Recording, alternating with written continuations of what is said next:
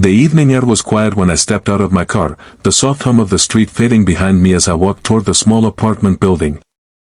A warm, dim light glowed from the window on the second floor, where Emily lived. The world outside felt busy and loud, full of noise, traffic, and rushing people, but up here, the air always seemed to slow down. Maybe that was why I liked coming here. Maybe that was why she always felt like a calm place in a loud world. He paused at her door for a moment, listening. There was no laughter inside. No music like usual. Just stillness. He knocked gently. The door opened slowly, and Emily stood there, her eyes red, her breathing uneven, like she had been trying to steady herself but hadn't quite succeeded.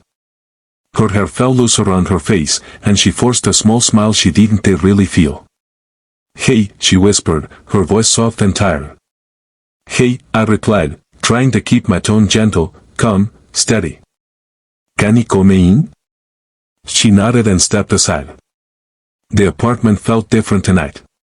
The lights were dim, the curtains half closed, and the usual warmth in the room had faded into something quiet, almost fragile. He closed the door behind me and looked at her carefully. Something was wrong. He could feel it before she said a word. We sat down, not on the couch like we usually did, but at the small kitchen table. She kept looking at her hands, twisting her fingers together, breathing in shallow, nervous breaths. He had seen her laugh loud enough to fill rooms. He had seen her brave storms and laugh with a stubborn strength. But tonight, she looked scared. Not of me. Of what she was about to show me.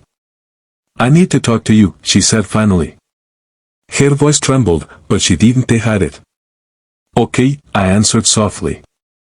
"I'm here. Whatever it is, just tell me."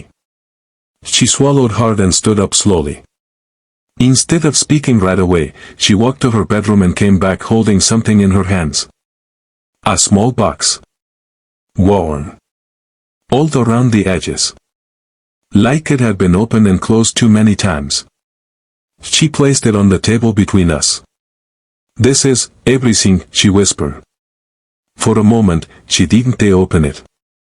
She just stared at it, her fingers resting on the lid like it was something dangerous, something that could change everything if she lifted it.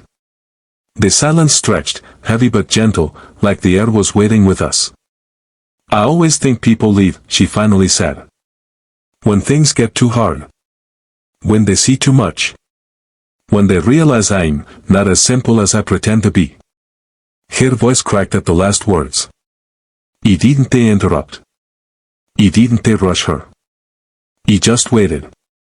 She slowly opened the box. Inside were pieces of her life no one usually saw. Old medical papers. A small hospital bracelet. Prescriptions. Little notes to herself. Pictures where she was smiling, but her eyes were tired, hiding something behind them. She lifted one paper with shaking hands. "I have struggled with anxiety for years," she said in a quiet breath. "Real, painful, heavy anxiety. Some days I can breathe like everyone else. Some days the world feels normal. And some days, it feels like it is collapsing on top of me, even when nothing is wrong. I panic. I freeze. I break. And people don't stay when they see this part of me. They say they understand, and then slowly step away." Her eyes filled again, and she blinked hard, like tears were something she didn't want but couldn't stop. "I thought if I loved someone enough, if I tried hard enough, maybe I could hide this part. Maybe it'd be easier to love." She gave a small, sad laugh. "But that box is me too. The past appointments. The medication. The nights I cried myself to sleep. The fear that I'm broken in a way no one wants to deal with." She looked up at me then, her expression open, unguarded, raw in a way I knew cost her something. "I thought you would leave if you ever saw all of it. So tonight. I decided to show you. If you go, at least you know it wasn't a lie. At least I won't keep pretending." She placed her hands in her lap and waited. The room felt even quieter now. The refrigerator hummed softly in the background. Somewhere outside, a car passed. Life continued, calm and slow, while inside the apartment, she waited like everything she was hung in the balance. And I didn't move. I didn't lean back. I didn't push the box away. I didn't flinch. Instead, I reached forward and gently touched the box, like acknowledging that this wasn't a burden, it was simply a part of her story. Emily, I said softly, letting her name sit gently in the air. I'm not going anywhere. She looked confused first. Like she didn't believe what she heard. You're not scared, she asked. I'm not, I answered calmly. I don't love a perfect picture of you. I don't love a version of you that never hurts or struggles. I love the real you. And the real you includes this. It includes the strength it took to survive those nights. It includes the courage to tell me this now. It includes all the moments you kept going when you felt like you couldn't. She lowered her head, a tear finally sliding down her cheek. But what if it gets worse, she whispered.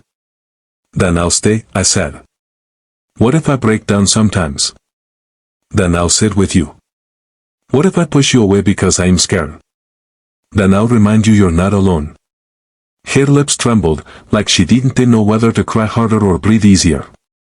The fear in her eyes softened, slowly, like a storm finally coming after too many loud nights. She looked at my hands, then reached out nervously, almost afraid to touch me. When her fingers brushed mine, I closed my hand around hers, gently, firmly, not as a promise made with loud words but as something steady and real. We didn't talk for a while after that. We didn't need to. The silence wasn't heavy anymore. It wasn't filled with fear. It felt warm again. Safe.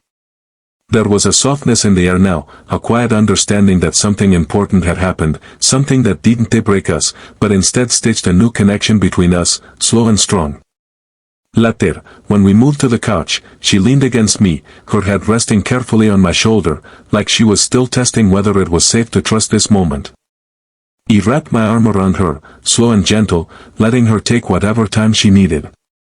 The room felt like it exhaled with us, settling back into life, into warmth, into something steady and human.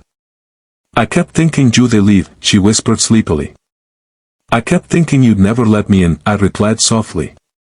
She smiled, not a forced smile, not a scared one, but a small, real smile that reached the corners of her tired eyes.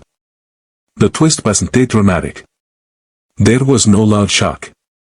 No sudden revelation that shattered the world. It was quieter than that, gentler than that.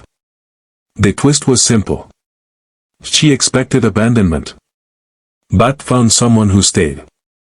And sometimes, that is the biggest change of all. As the night grew deeper, and the room dimmed into soft shadows, she finally relaxed completely. Her breathing slowed. The tension left her shoulders. She didn't need to hide. She didn't need to pretend she was simple, easy, or flawless. She was real. And I was still here. That was the ending she never expected, not a perfect fairy tale, not a promise that life would never hurt again, but something steadier and more honest. A quiet promise of presence. A love that didn't flinch from truth. A future built not on pretending, but on staying. And in that soft, peaceful silence, it felt enough.